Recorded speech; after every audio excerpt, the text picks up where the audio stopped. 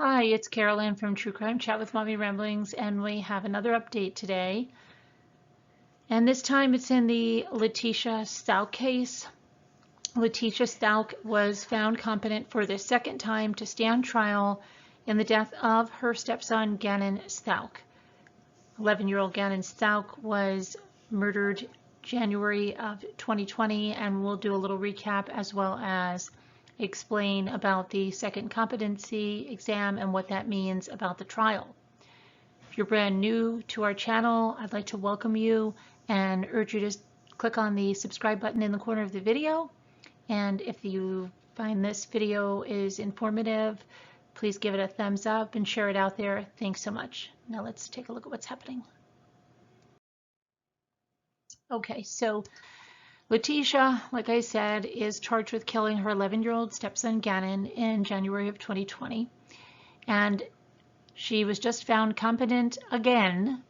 This is the second competency exam to stand trial. So she appeared via video link from the El Paso County Jail in Colorado today. She appeared before the 4th Judicial District Judge Gregory Werner, and it was Judge Werner who announced the results of the competency exam at the hearing.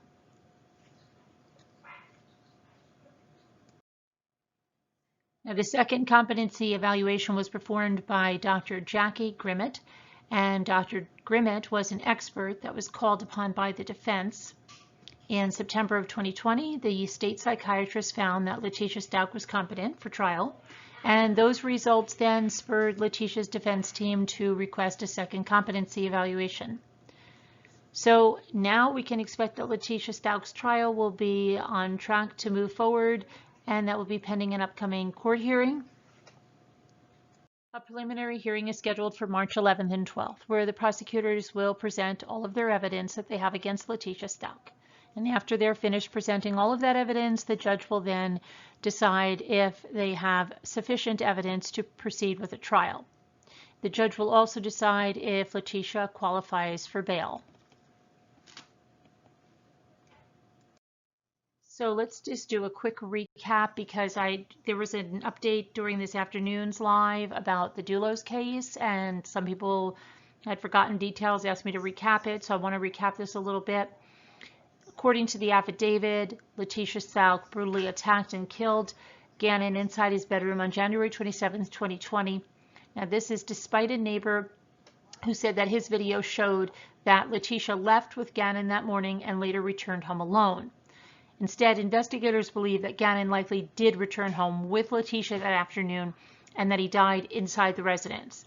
Evidence from inside Gannon's bedroom includes blood spatter on the walls, blood that soaked through the carpet, 50 droplets of blood on the wall, blood on wall sockets, and blood on the boy's mattress.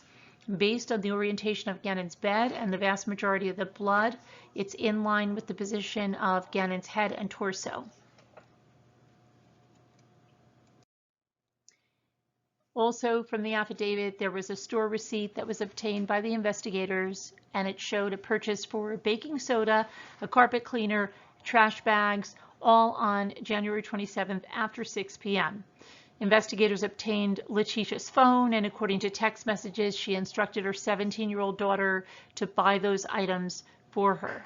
Prosecutors alleged that Letecia used the purchased items to clean up the crime scene. And investigators said that the 17-year-old daughter was likely not present when Gannon was murdered. And Letecia maintains her innocence, and she alleged that Al Stauch, Gannon's father, should be in jail for manslaughter. During an interview at the jail in September of 2020, Letecia explained that Al allegedly owed someone named Edgar money and that Gannon disappeared after the money was never paid. She claims she knew about Edgar, but at the time went along with her husband because he claimed he would pull some strings to help her out. Now, Letecia added that she wouldn't reveal the true identity of Edgar, which could be a pseudonym because he has dangerous affiliations. Now, it could never be independently verified by the media outlet that interviewed Letecia, if that was true, but Sergeant Manat with the El Paso County Sheriff's Office said there is an active gag order in the case and could not confirm if Letecia made a report with law enforcement about that. Albert Stauch has not been named a suspect or a person of interest in this case. And last year he broke down during a memorial for his son held in Florida. When Al broke down, he said, and I quote, "I just wish my angel wasn't in heaven." Only after the memories came spilling in from his classmates and friends did I really understand the impact my son had. Letecia maintained that not only did she not harm Gannon, but her stories to law enforcement were convoluted and inconsistent because she lost track of what her husband wanted her to say. And I quote Letecia saying, "I totally had lost track of what he," meaning Albert Stauch, "was telling me to say. And it wasn't even mentally okay. And he just kept saying, I got the TRICARE. I got 16 years in the military. Don't worry about it, you know? And I always lived all the time forgiving him. Like, come on. I forgive them for multiple affairs. How much emotional abuse I was under with that situation, you know?" Since January, Letecia Stauch has made wide-ranging and varied explanations to both the media and the police on how Gannon disappeared.